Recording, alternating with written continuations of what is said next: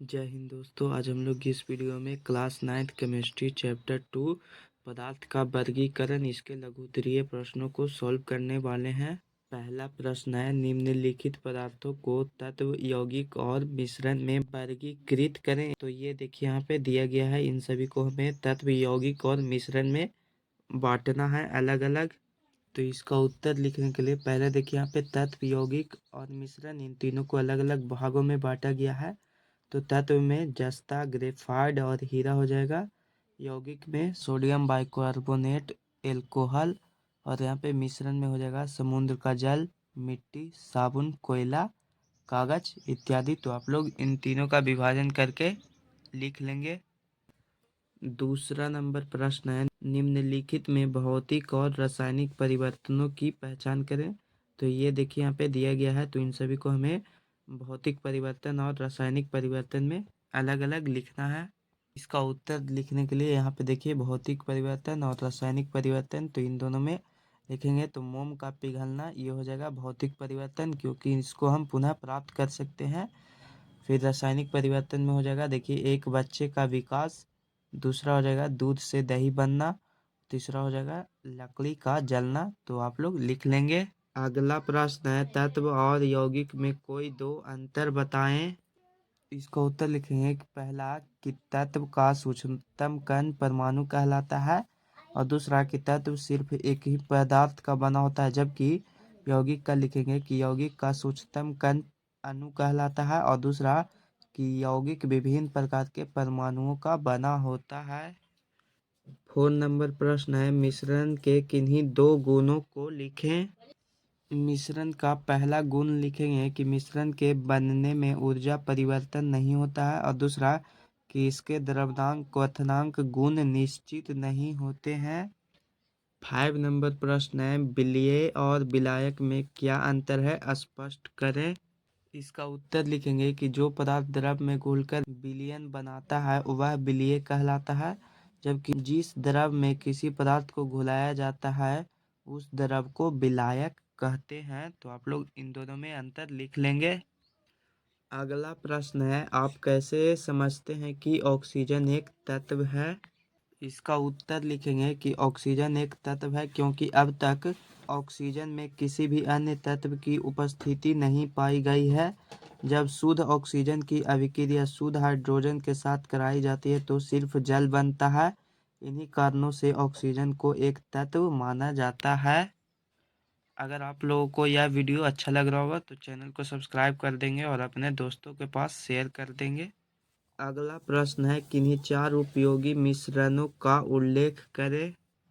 तो मिश्रण का उदाहरण लिखेंगे तो बारूद, नमक और जल, शरबत, चाय, दूध, साबुन, कागज इत्यादि, जिसका कि हम लोग उपयोग करते हैं। तो लिख लेंगे। 8 नंबर प्रश्न है, जलीय विलयन और अजलीय विलयन से आप क्या समझते हैं। इसका उत्तर लिखेंगे कि किसी पदार्थ को जल में घुलाकर जो विलयन बनता है उसे जलीय विलयन कहते हैं, जबकि ऐसे विलयन जो जल के अतिरिक्त अन्य द्रवों में घुलकर विलयन बनता है उसे अजलीय विलयन कहते हैं। तो आप लोग लिख लेंगे। अगला प्रश्न है, वास्तविक विलयन की किन्हीं दो विशेषताओं का उल्लेख करें।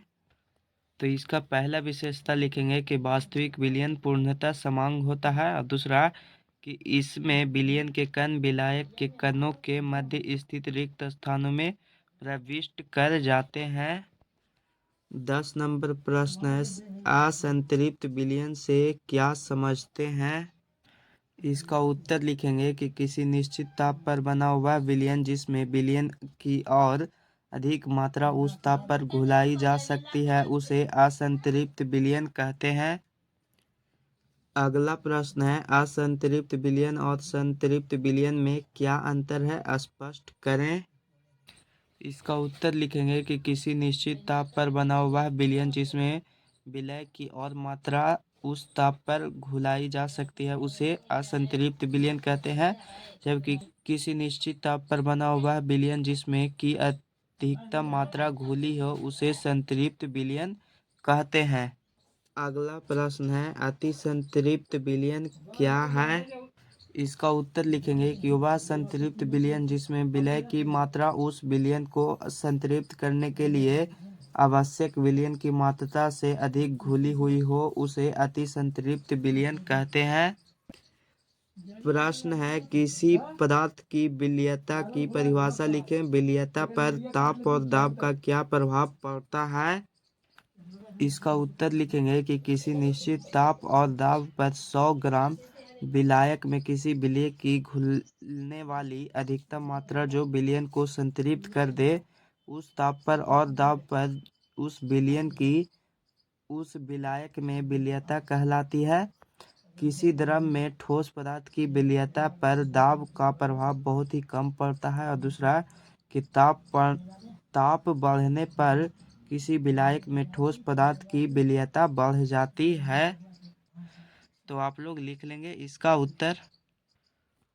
अगला प्रश्न है दो अलग अलग परख नलियों में से एक में नमक का जल में असंतृप्त विलयन और दूसरे में संतृप्त विलयन रखा गया है, उनकी पहचान आप कैसे करेंगे।